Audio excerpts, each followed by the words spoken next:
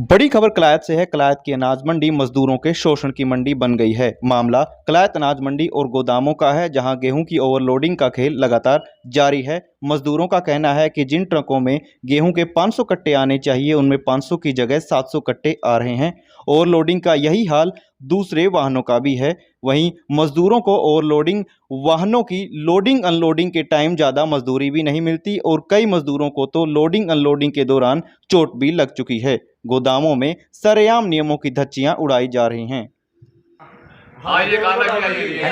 पूरे तो कोई ओवरलोड है, करें ठीक है। 700 कट्टे की लोडिंग है।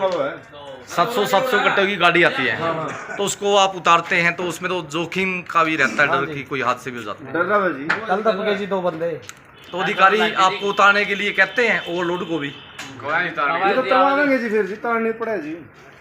अगर मना कर दे कई बार कोई मना करते जी, एक मजदूर आदमी में जी मारी कट चलेगी जी। इधर 2 पीछे चीजों में ना कमाऊंगा तो क्या खाऊंगा। तो जिस गाड़ी में 400 कट्टे आने होते हैं, उनमें कितने कहाँ तक कट्टे आ जाते हैं? कितने इसमें जी वो मानना तो इसमें 300 से 300 कट्टे आवे जी जी। इसमें 400 से 400 कट्टे पाओगे जी। कितने कट्टे मिल रहे? तो कितनी समस्या है जो ये ओवरलोड गाड़ी है, इससे दिक्कत कितनी आती है? आप लोग मजदूर हैं जो दिक्कत है जी, टांग मार टूटने का खतरा है। होते हाथ से भी चोट लगती है। कल 2 का तो कल लगी जी, 2 का तो कल लगी और 2 का परसों लगी मेडिकल में सरकारी में। तो आप अधिकारियों को कहते नहीं, बताते नहीं अधिकारियों को? ये बाबू है जी, अपनी कर सुनो। ये बापा तो मजदूर है जी, ये बापा तो मजदूर आपने करना पड़ेगा जी। मजदूर तो एक रिश्ता है जी। हाँ तो थोड़ी उठ जो स्थिति तो डालते हैं बस। मजदूरी कौन सुना जी? सुना कोई? मजदूर तो एक बकवास बड़ा आदमी तो पीछे देखना काम चला लेगा, मजदूर क्या करेगा जी? मजदूर तो मजदूरी करेगा तो कमा लेगा, खा लेगा। आपको लंच का या आराम करने का टाइम ही मिलता है? नहीं सर, कोई टाइम नहीं है जी। तो खाना वगैरह कैसे खाते हो?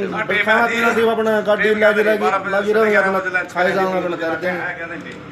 10 मिनट का लंच होता है, 15-20 बोला भाई 12 बजे 3 बजे 1 बजे लंच कर 3 बजे लगा दिया। अरे झूठ क्यों बोला? कुलदीप दैया जी, आप प्रधान है मजदूरों की जो यूनियन है, लेकिन जो ये शिकायतें आ रही हैं कि मजदूरों के साथ शोषण हो रहा है, काम के नाम पर ओवरलोडिंग करवाई जाती है और अनलोडिंग भी, तो क्या संज्ञान लिया गया है? इसमें हमने ये संज्ञान लिया गया है। हमने प्रधान जो एसोसिएशन की मंडी है, एसोसिएशन के प्रधान है, हमसे उनसे पहले हमने मीटिंग ली थी।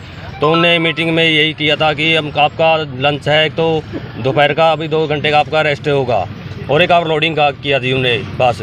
तो अब ये जी सीज़न चल चुका है, सीज़न पहले तो सीज़न नहीं चला था तो उन्हें पास कर दिया था। अब सीज़न चल चुका है तो सीज़न के बाद दौरान अब आप लोड भी करा रहे हैं और जो हमारा समय है उस समय को भी ख़त्म कर रहे हैं। अभी आपको ये टाइम रेस्ट का टाइम नहीं मिलेगा, आप लोड करो दिन में ही, दोपहर को ही। तो ये तो बड़ा जोखिम भरा काम है कि जैसे ओवरलोडिंग होती है तो वहाँ तो हादसे भी हो जाते होंगे मजदूरों के? हादसे बहुत होते हैं जी। कल भी पलेदार के कट्टे डांग डैपटे जी, कुल्ले टूट गई उसकी जी, कहीं चोट लगती है जी।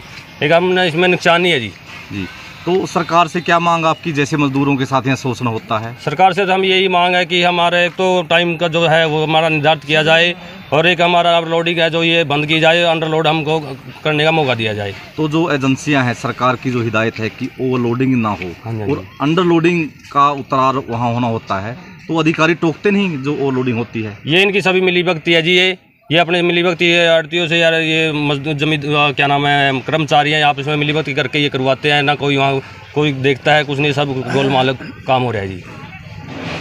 ओवरलोड के साथ 2 गाड़ियां कर देंगे और ओवरलोड एक ही होगी, इसलिए हमें अंडरलोड का ही फैसला लिया गया है ताकि लेबर को भी सेफ्टी मिले और हमारे मजदूर भाइयों को जल्दी से जल्दी काम निपटा के साइड में लगे। तो मजदूर यूनियन ने एक निर्णय लिया था कि दोपहर में लंच का समय भी आपको मिलेगा, उस फैसले का क्या रहा? उस फैसला अभी फिलहाल वही है जी। हम कोई लंच में 2 घंटे ही टाइम लेते हैं, 1 बजे रेस्ट करते हैं और 3 बजे तक कोई काम नहीं करते।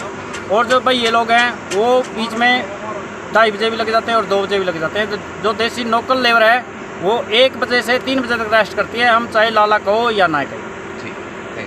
ओवरलोडिंग में हादसों की संभावना भी है और जी चाहे हमें ओवरलोडिंग करा चाहे अंडरलोडिंग करा, हमें ओवरलोडिंग का कोई मुनाफा नहीं मिलता और अंडरलोडिंग भी वही मजदूरी मिलती है। चाहे हमें 70 की टांग ले जाएं उसमें भी वही मजदूरी मिलती है, तो हमें उसमें फ़ायदा हमें वही होगा जो हम अंडरलोड ही करें। क्या नाम है आपका जी? मेरा नाम राजेंद्र सिंह। बढ़िया। हम आरटीओ से भी प्रार्थना करते हैं कि आरटीओ भी आकर एक बार कम से कम मंडियों का दौरा तो करे, ताकि आरटीओ की भी पता लगे कि रास्ते में तो गाड़ियों को रोककर उनको चालान काट देते हैं, क्योंकि मंडी में आके क्यों नहीं चालान काटते, जबकि 500 की बजाय वो 700 कट्टे ले रहे हैं। और हम गवर्नमेंट से मुनाफा भी मांगते हैं कि यदि ओवरलोड हमें करना पड़ता है तो हमें उसकी डबल मजदूरी मिलनी चाहिए। चेक करें कि गाड़ी में कट्टे कितने आए हैं, और आप तो प्रधान हैं। नहीं, पर हम तो गलत काम करवा के राजी ही नहीं है जी, खुद हम ये चौखट पे ही कह रहे हैं प्रधान जी, आपकी गाड़ी जो खड़ी है आप उसका गेट पास मंगवा लीजिए और उसमें चेक करें कि उसमें कट्टे कितने, उसमें ओवरलोड हैं करीब 100-150 कट्टे। चलो हम बोल देते हैं जी, जिसको हो गए तो हम उसके कट्टे कहोगे जो कट्टे भी तरवा दें।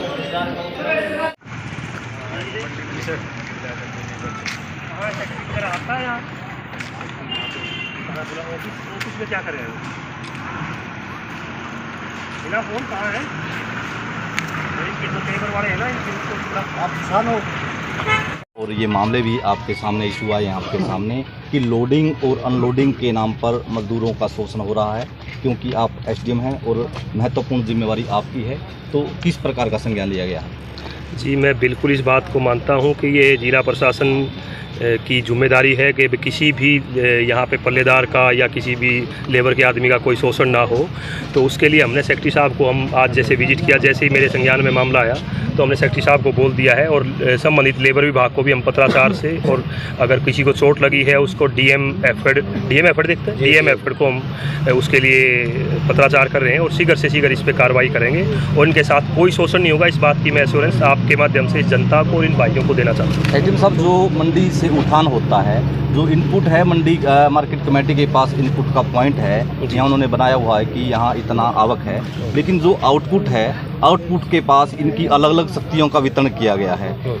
कोई ये बताता है कि वो प्राइवेट एजेंसियों को देखते हैं, प्राइवेट सेक्टर को देखते हैं, और कोई ये बताता है कि जो खरीद एजेंसियाँ हैं वो अपने ढंग से गेट पास जारी करती हैं। तो एक जिम्मेवारी फिक्स रहे और जो आपकी उसके यहाँ की जो एज एडमिनिस्ट्रेटर मैं यहाँ सेक्रेटरी साहब को आज आप बताया भी मैंने, और अभी और मैं उनको ये बिल्कुल क्लियर कर दूंगा, उनको ये आदेश देता हूँ कि सारा कंट्रोल सेक्रेटरी साहब का यहाँ रहेगा और वो अपने नज़रों के अंदर ही सारे काम को कराएंगे, और वो देखेंगे कि प्राइवेट और सरकारी का इस प्रकार की कोई व्यवधान किसी किसान भाई को या किसी आड़ती को या किसी लेबर वाले को किसी भी या किसी व्यापारी को ना आए। एडीएम साहब, जो भंडारण है, गोदाम में जो भंडारण हुआ है, वो जिस प्रकार मजदूर बता रहे हैं कि ओवरलोडिंग से हुआ है, क्या भंडारणों को चेक किया जाएगा कि वहाँ? बिल्कुल निसंदेह मैं खुद चेक करूँगा जी उनके लिए, और हम एक टीम भी गठित करेंगे जो उनको चेक करेंगे।